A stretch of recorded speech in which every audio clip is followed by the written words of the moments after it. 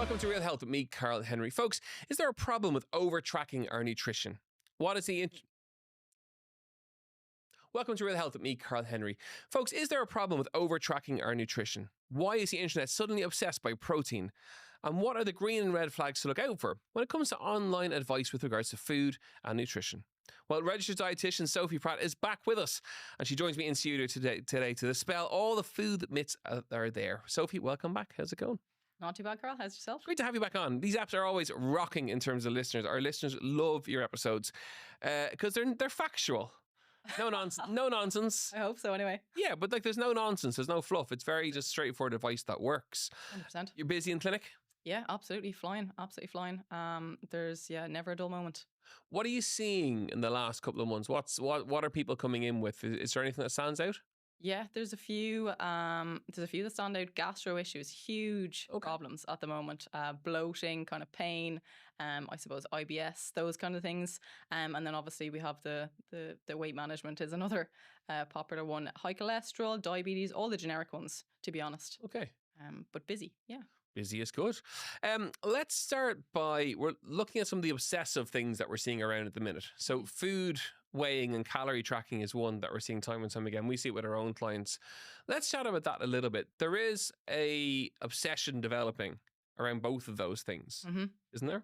Yeah, we're seeing it a lot more these days. Like, to be fair, if we think about it, back hundreds of years ago, we would have never weighed our food or been as focused on food. And I think the focus has actually got a little bit too out of hand. So obviously we want to promote our health. We want to be eating well, but we're now having individuals who are getting out the scales at every single mealtime. I even see people in restaurants using scales and things like that to kind of make sure that they're on track. And while there are pros, there are definitely cons. And I think the cons outweigh the pros, in my opinion, just in terms of benefit, in terms of kind of the relationship with food. We build a negative relationship with food, having to weigh our food the whole time. And it's not come from, I presume that comes from tracking on an app in some way, shape, whatever the app is. There's loads of them. There used to be one or two, and there's lots of them. Mm-hmm. Presumably it comes from having to input the numbers into that app because some online platform is looking for you to track your calories. Yeah, totally. And that comes with that is kind of the whoever's using it, their error. You know, there could be a whole heap of different factors that would indicate kind of whether you're consuming enough, not consuming enough, or it just makes it difficult.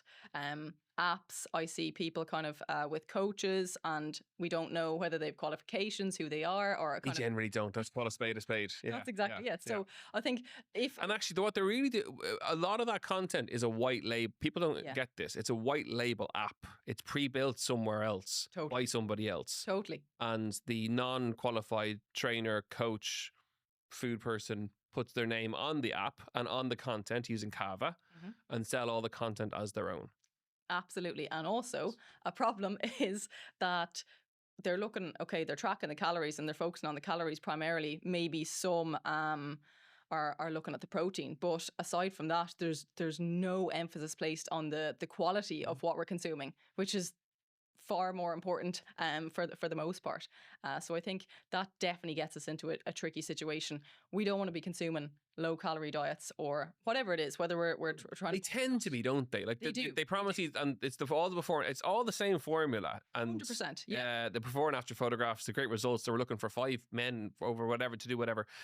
They're very low calorie diets. So the results are always going to be fantastic for that 30 days, or if it's training for the photo shoot, which is another obsession I've seen loads of recently. Yeah. It's a very low calorie diet to get you there. Yeah. And then what happens? Yes. So we obviously have built up all these bad habits, likely, in terms of relationship with food as well. And then we have to try and get our metabolism back working effectively. So we shouldn't really be on very low calorie diets, considered kind of 18 or 800s, I should say, or below, or even 800 to 1200. We want to stay out of that. I was going to ask you that. Okay. So in terms of, give me a number. Yeah. For people listening in, to safeguard, if they see any of these things online, to steer clear of. If you were advising someone, what would that number? Obviously, it depends on the person. Totally depends. I'm looking for a generic one. Right? So if we're talking about kind of, we'll say middle-aged woman, kind of moderate activity, doesn't do a huge amount, I would probably have them anywhere between kind of, we'll say 1500 and 1750. but that's at like quite a severe deficit.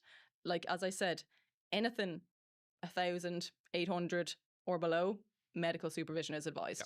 And of course, you're making, like I do myself, you're making those guidelines based off a full kind of Tanita scales or body composition scales analysis to say, okay, here are the numbers, here's the protein, here's the muscle. Yeah, absolutely. Everyone has a BMR. So Okay, so 1,500 and above generally is what we're saying to people for across the board. Yeah. Deadly. That ties nicely in with the next one, which is around protein obsession. Popular. I got a photograph yesterday from someone who will remain nameless, who sent me a photograph of protein water in the supermarket. And I was like, things are bad. I just have to laugh. And it's an Irish product. Oh my goodness. I'm not going to name the brand, but it's an Irish product. It's beside their other products. It just shows us where we are. It just shows us where we are. Honestly, we do not need half of the stuff that's out there that is marketed as kind of protein rich. We will, with a healthy balanced diet, we should achieve our protein requirements, not a problem. I think I've said this to you before, but I've had bodybuilders in who are requiring kind of 200, 250 grams of protein because they are absolutely huge and they do require it for their sport, and they get it in through natural sources. That's a lot of chicken. That is a lot of chicken. A lot of chicken, a lot of eggs, a lot of tofu. I grew up in everything. I grew up in bodybuilding circles. My mum used to provide all the big bodybuilding gyms in Dublin in the like 80s and 90s, but way before your time there, with health foods. So I grew up around all of that. Yeah. These Man Mountains having kind of 10 eggs and steak for breakfast and all that kind of stuff. But there is an obsession around protein. It's everywhere in terms of how it's marketed now. But there is a general people are obsessed with it. We just have got we've lost the run of ourselves basically. But like if we're thinking about a normal individual, in and around 0.8 grams per kg body weight is the recommendation. So we don't need to be, you hear of everyone kind of saying, okay, maybe I'll aim for 2.5 grams per kg body weight. Like we're having high, isn't it? Way too much. And of course you do lose weight on it because you're full of protein. So it'll be short-term weight loss. Debatable. Yeah. Like obviously we don't want to kind of focus on one nutrient when we are losing weight. We want all the nutrients where possible just to maintain normal bodily function. But if we're going kind of really, really high protein, yes, it does satisfy us. It's satiating. It's great. It's phenomenal. It is very beneficial in terms of cell growth and development, stuff like that. But then there's, I suppose, a kind of a missing group. So where are our carbohydrates? Where are our healthy fats? Have we just completely gone protein focused? Yep. Chicken and broccoli. Exactly. Yep. Okay, so what we're saying to people is 0.8 grams upwards per kilo body weight, depending on activity levels. Totally. Now that is kind of baseline, Karl, right? So if you're talking about that's a bare minimum. Exactly. For someone who sits all day, that's a bare minimum. Exactly. Okay. There's sporting individuals will require more. Okay, so the more active you are, the more you need. Correct. Deadly. That naturally brings us into meals then. So we talked about food a good bit there and the obsession around it. So let's baseline that out in terms of eating healthy at meal times and a simple way to do it. What tips, advice do you give to people listening in? I love the plate model. I love the plate model. It's visual. It's not, I suppose, as detailed in terms of kind of all the nitty gritties as the food pyramid, and that's a little bit outdated anyway these days. So plate model is what I like to use, but I alter it slightly. Okay, so you'll probably hear, or people are probably aware of the plate model in a sense that half of it is generally your veggies, your salad, your fruit. If you want to go fruit with your protein and your carbohydrates, go for it. And then you have a quarter with your protein, so like meat, fish, eggs, tofu, all that jazz. And then you have a quarter with your carbohydrates, pasta, noodles, rice, all that jazz. But I just squeeze in a little slither, I like to call it, of healthy fats, because I think it's one nutrient that a lot of us are not consuming enough of. So if we choose that every single meal time, build a meal around that plate model, have a little glass of water, obviously essential for hydration. Chat to me around healthy fats then. What are your go-tos? Healthy fats, we're talking, everyone will probably hate this, but the avocado is very trendy these days. Olives, olive oil, your oily fish is the main source. Portion of avocado? About half, okay? So I'm going to go 75 grams-ish. Yeah. But yeah, we don't have to have the full avocado. You see, again, it's kind of all over social media these days. We have the full avocado loaded onto the 2 slices of bread with 2 eggs and a whole heap of cheese on top, and we're there overdoing things. We don't need to do that. We just need to incorporate it into our diet, into meals. Yeah. And fish is crucial. That's coming at us every which way in terms of aging, health, Mediterranean diet. We need to eat more of it. Absolutely. As an island, I still, to this day, can't understand why we don't consume more fish. I know, Carl, you hate salmon, so I can't deal with oily fish now. Even this, no, even the smell. I have a aversion to it. I get that. And some people do, okay? But I think if we don't have the oily fish, we need to get a supplement in terms of the omega-3. Yep. So oily fish, salmon, mackerel, herring, all the ones that people love. Not gonna So happen. if you are one of those people that don't really have a huge amount, we generally need kind of 2 portions, well, minimum 1 portion a week. So if you're not getting that, you need to have the And there's there is a supplement because I found some of them repeated on me. So there's a supplement from the krill. Okay. That doesn't repeat, delivers all the omegas and stuff. I actually found it really good. Brilliant. Chat to me around weight loss meds then. Because you're saying, so in the clinic, you're seeing people for weight loss, which is great. Are you seeing what I'm seeing, which is that everyone wants to go on them? Yeah. Yes. Unfortunately or fortunately, whatever way you want to look at it, from a dietetic perspective, I don't particularly like it. Okay. For the majority of people, it's not necessary. Yes, there are certain individuals who may require it, but for the most part, we don't require it. And I think it's one of those things where obviously there's a huge debate around it, but we need to kind of bring it back to basics and look at everything else, because we're seeing a lot of individuals who may have been placed on it and their habits have not changed. They're still not doing exercise. They're still choosing the kind of different. It's the plaster, isn't it? That's exactly it. Yeah, and that's part of the challenge with it. Yeah. Is that it's give me that, and I won't change any of the other things. I'll just take that. Absolutely. I have no problem with individuals who have done everything in their power to achieve what they want to achieve, but are not successful. And then also in certain situations where, I don't know, individuals just have no other option, be it for a medical reason or a mental health issue, then absolutely.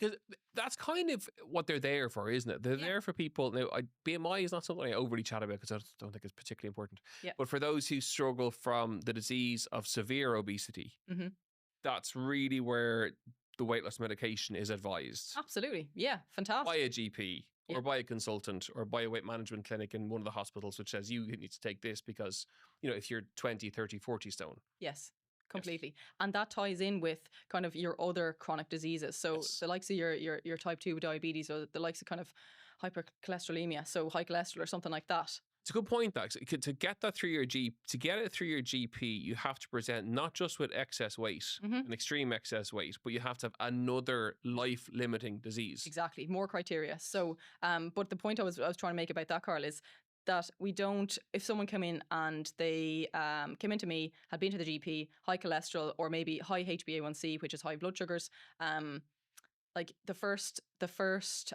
option would not be insulin for diabetes, or the first option would not be statins for high cholesterol. So my view is then, why would it be the first option for weight loss?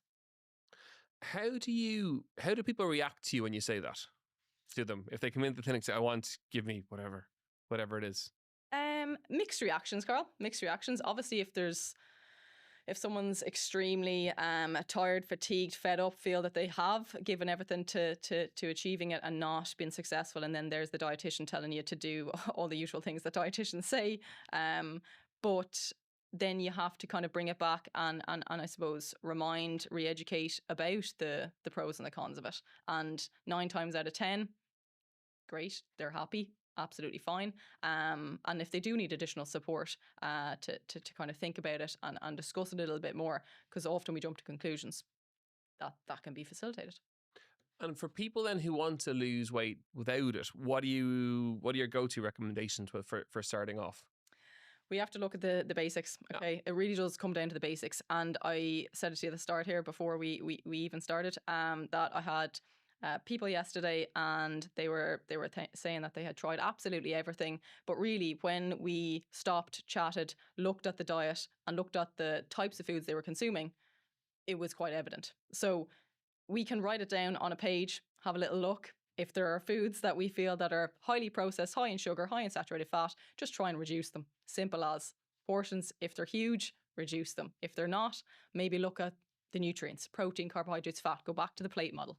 Keep it really, really simple, because we are looking for a miracle diet, we'll call it, that no one has. it's very individual. It really is. So if you're really, really struggling, I would encourage you to chat with the dietitian. But if you're trying to do it yourself, plate model, minimize the processed foods and get in a whole heap of color.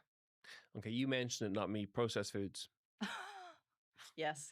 We have to have that chat. I think we always have that chat. We do. Yeah, we do. but we have to have it because people listening in, they're seeing it everywhere. Yeah. It's got kind of overhyped, I think, right?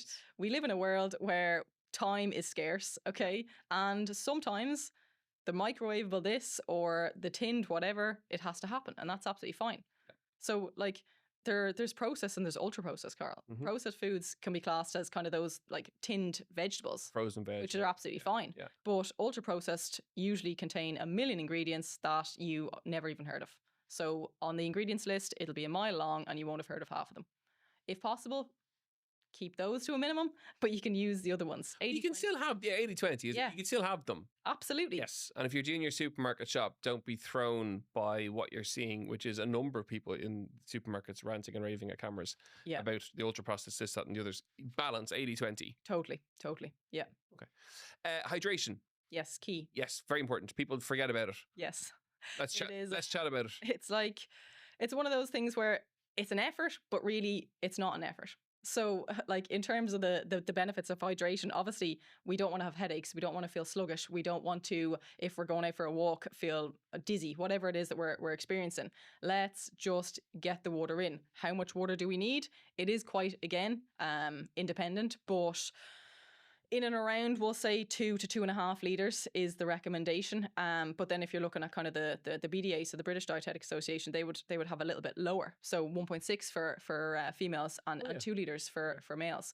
But I would kind of, I suppose, play it out yourself. So trial and error. If you're someone that gets headaches the whole time or someone that really, really kind of experiences dehydration in that way or gets really, really fatigued, you might require a little bit more. So dehydration impacts we're looking at, headaches can be one, tiredness, fatigue, poor concentration. Yeah, we have like the likes of kind of your urine when you look at it in the toilet. Not everyone likes to do this, but it's the easiest one that I use. Irish people hate every corporate group we talk to, they all get mortified when you bring this up. Yeah, you ask the room, how do you know if you're hydrated? And they all know the answer, but no one talks about it because they're mortified. It's God. Well, if it's super, super yellow, we are in need of some water. And also, if you're thirsty, it's likely too late. Yeah. So we need to get it in earlier. And if possible, like people are talking about the teas, the coffees. Sophie, do I need to do this? Do I need to do that? Like we can relax, we can chill with the teas and coffees. It's not a huge issue. It is considered a fluid, so we are meeting the fluid requirements. But obviously then we have to think of the caffeine in it, if it's caffeinated, and what are we adding to it, and what are we having with it? Those kind of things. If someone wants to gain weight then. Yes. Flip side. Yes. Presumably what they're doing there is they're going to protein powders or so they'll go that route generally. Let's chat through tips for them. Okay, brilliant. And really, really important that we look at both sides of the story because I think it's often forgotten about these days with obesity being the main issue. A lot of younger people these days, particularly males, are coming in asking mum, dad, whoever, can I have the creatine? Can I have the protein powders? And only yesterday was I talking to a young chap and we discussed everything that we can get into the diet to increase the calories, increase the protein, promote muscle growth and repair, recover well, kind of hormonal health as well because the old mood swings and stuff like that. Yeah. Like really, really, really important. But when we're thinking of it, it's not just the opposite of what we do to kind of lose weight. We do have to be careful.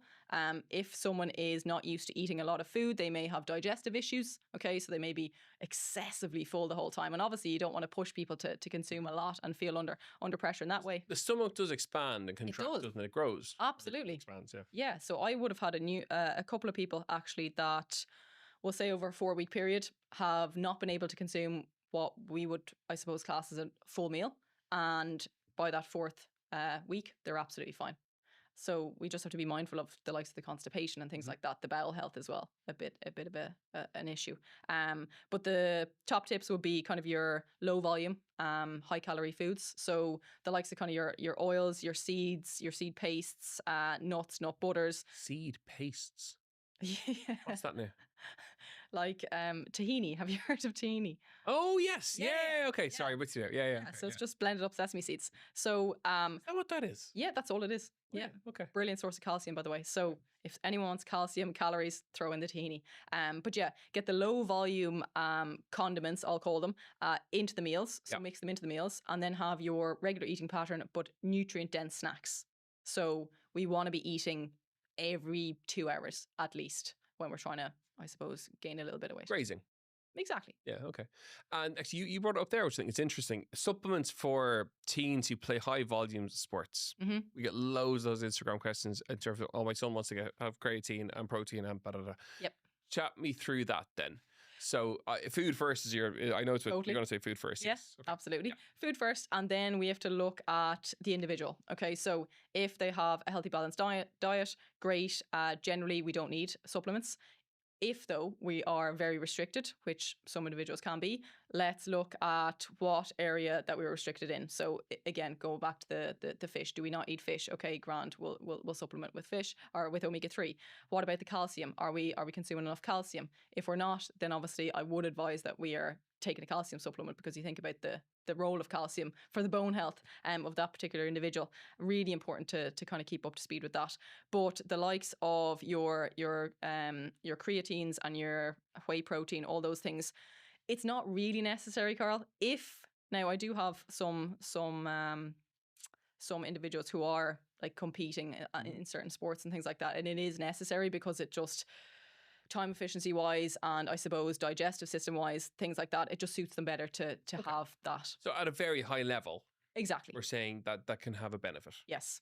But if there's family history of things actually as well, Karl, important ones. So if there's kind of like low levels of iron or things like that, or maybe osteopenia, osteoporosis, things like that. So if there is a family history, just it's important that we check it out and look through the foods. And if we're getting the foods in, great. If not, we'll supplement. But 9 times out of 10, supplementation is not needed. Okay. What are you most concerned about industry-wise from a dietitian perspective? What do you see that freaks you out? What do I see that? A horrible question. It is it is a horrible question, but I like it. It's okay. I think it's our relationship with food, if I'm honest. Yep.